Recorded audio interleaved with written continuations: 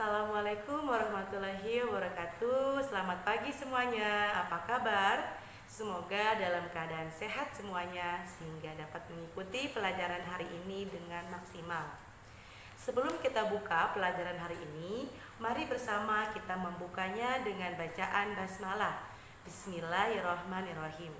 Hari ini kita akan belajar buku tematik tema 1 tentang selamatkan makhluk hidup. Subtema 1 pembelajaran ke-1 dengan muatan bahasa Indonesia, IPA dan IPS.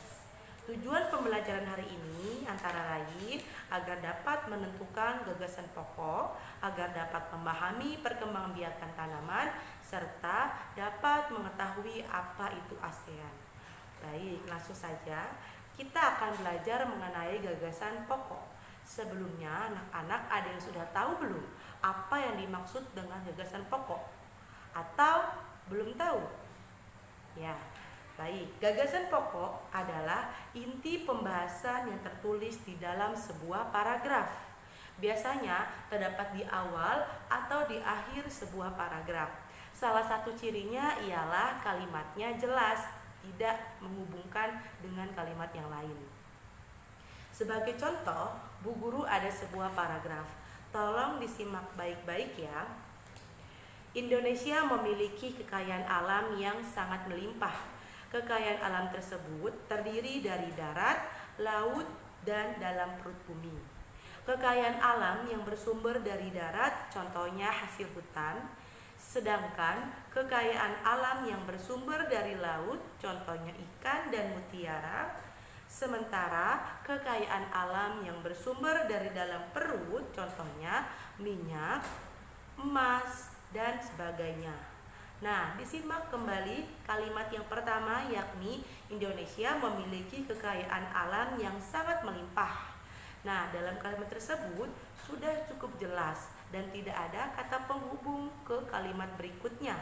Berarti gagasan pokok pada paragraf tersebut ialah kekayaan alam Indonesia sangat melimpah.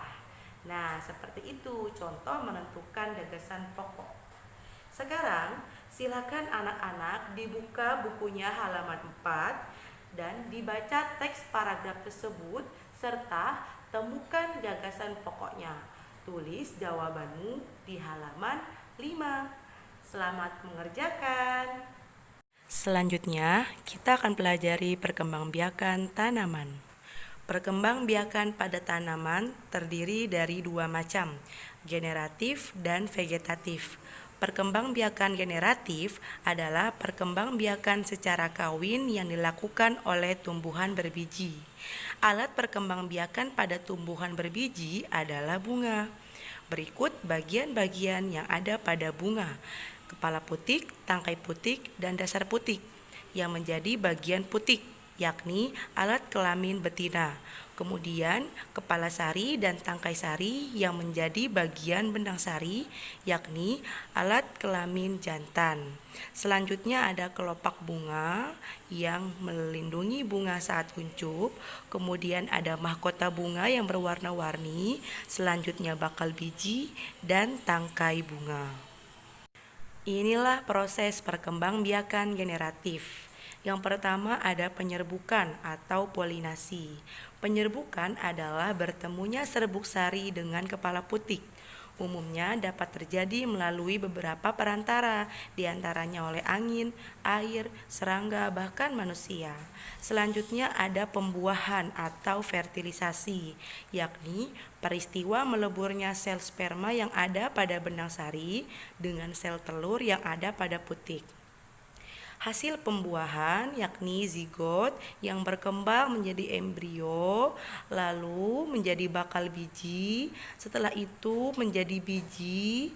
Nah, biji itu nantinya ditanam menjadi kecambah yang nantinya akan tumbuh menjadi tumbuhan baru. Selanjutnya, perkembangbiakan tanaman jagung. Untuk lebih jelasnya, anak-anak silakan dibaca bukunya halaman 6 sampai dengan halaman 7.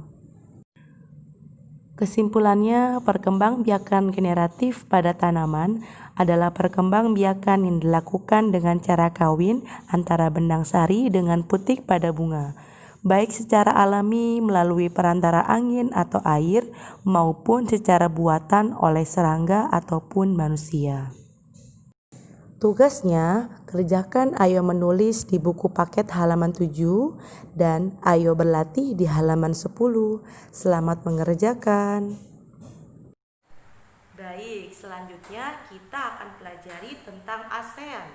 Sebelumnya, anak-anak ada yang sudah tahu belum? Apa sih itu ASEAN? Sudah tahu atau belum? Kita akan bahasnya. ASEAN adalah suatu wadah organisasi internasional. ASEAN itu kepanjangan dari Association of Southeast Asian Nations, yang artinya Perhimpunan Bangsa-Bangsa Asia Tenggara atau sering disebut dengan Perbara. ASEAN didirikan pertama kali oleh 5 negara, yaitu Indonesia, Thailand, Malaysia, Singapura, dan Filipina, 5 negara pendiri ASEAN yang didirikan pada tanggal 8 Agustus 1967 berdasarkan Deklarasi Bangkok. Kemudian pada tanggal 7 Januari 1984, Brunei Darussalam bergabung ke dalam ASEAN.